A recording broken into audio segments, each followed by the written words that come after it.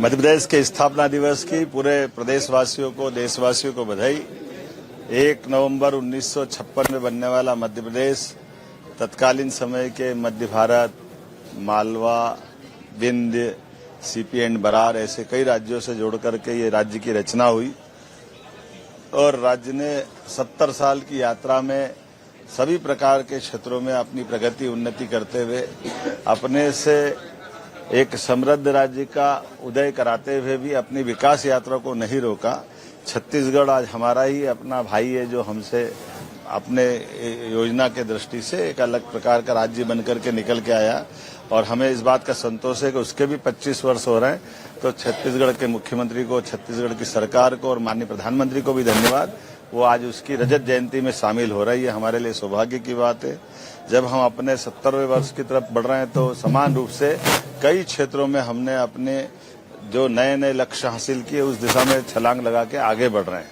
आज हम कल्पना करें केवल 70 साल की विहंगम उस सिंहावलोकन के आधार पर तो हमारी 20 साल की यात्रा 55 साल पे भारी पड़ती है। उसके आधार पर हम बीते 2 साल की यात्रा के लिए भी हमने अपनी प्रदर्शनी में लक्ष्य हासिल करने के लिए वो टारगेट भी रखे और अतीत के काल से भारत के अभ्युदय का भी कहानी और उसके माध्यम से गौरवशाली अतीत की तरफ भी प्रदर्शनी के माध्यम से बताने का प्रयास किया है।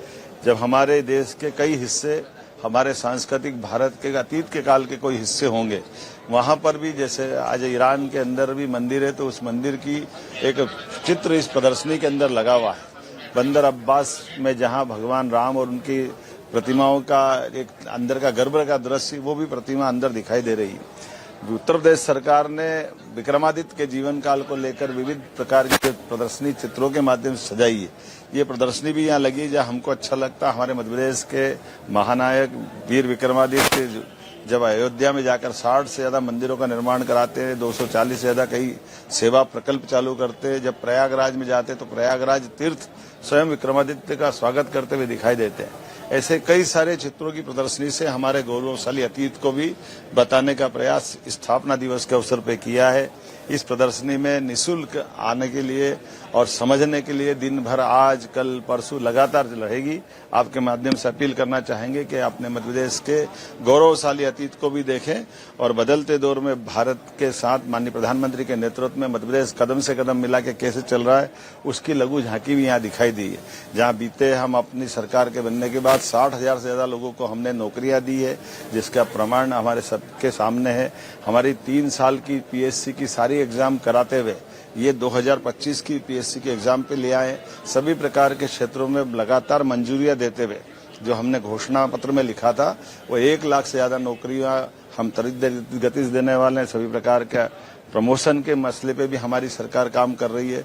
उद्योगों के आधार पे लगभग 8 लाख करोड़ के निवेश और 6 लाख से ज्यादा लोगों को रोजगार की दिशा में हमने ठोस कदम उठाया है और हमने प्रधानमंत्री और गृह मंत्री जी को निमंत्रण किया कि 1 लाख करोड़ के एक दिन में भूमि पूजन लोकार्पण हम कराने वाले हैं। तो अगली वो जैसे उनकी तारीख मिलेगी, अर्थात आज से लगा करके 25 दिसंबर अटल बिहारी वाजपेयी जी की जन्म जयंती तक 2 महीने लगातार हमारे बीते उद्योग रोजगार वर्ष के अवसर पर किए गए कामों के अलग अलग प्रकार के कार्यक्रमों के माध्यम से बीते वर्ष की प्रगति से भी अवगत कराएंगे और नए संकल्प लेते हुए आगे बढ़ेंगे।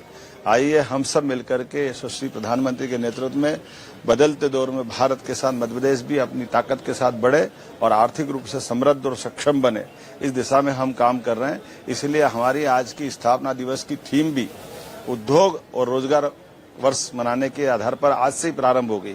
आमतौर पर अंग्रेजी साल तो दिसंबर में समाप्त होता है, लेकिन हमने दीपावली, आज देव दिवाली है, देव दिवाली की मेरी अपनी ओर से सबको बधाई। आज भगवान विष्णु एक तरह से अपने इस लीलालोक का भार संभालेंगे और हरिहर मिलन का भी आज अद्भुत दृश्य 3 तारीख को बनता है। ऐसे में हमने अपने पूरे प्रदेश के अलग अलग आदिवासी अंचलों के वादकों के साथ सुबह ये प्रदर्शनी का शुभारंभ किया है, जो अपने नैसर्गिक सौंदर्य के आधार पर वहाँ की प्राकृतिक व्यवस्था में अपने सभी वाद्य यंत्रों से अपनी सांस्कृतिक धारा को भी मजबूत कर रहे हैं।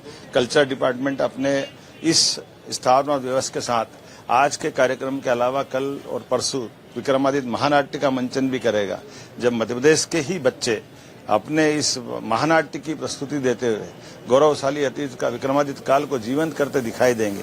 वाकई वो अद्भुत अवसर रहेगा। मेरी अपनी ओर से संस्कृति विभाग को बधाई, मैं माननीय विधायक पूर्व प्रोटेम स्पीकर रामेश्वर शर्मा जी को बधाई दे रहा हूँ, महापौर मालती राय जी को बधाई दे रहा हूँ, सभापति किशन सूर्यवंशी जी और ये इस पूरे आयोजन के सूत्रधार कल्चर डिपार्टमेंट के मंत्री माननीय धर्मेंद्र सिंह जी को बधाई। और आज ही के दिन यहाँ से हम अपने कालिदास समारोह का शुभारंभ भी होगा।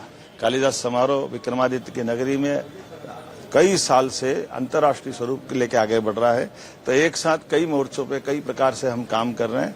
मुझे इस बात का संतोष है कि बदलते दौर में जिस प्रकार से सांस्कृतिक अभ्युदय हो रहा है, उसकी लघु झांकी के साथ नए विकास के नए संकल्प से हम लगातार आगे बढ़ते रहेंगे।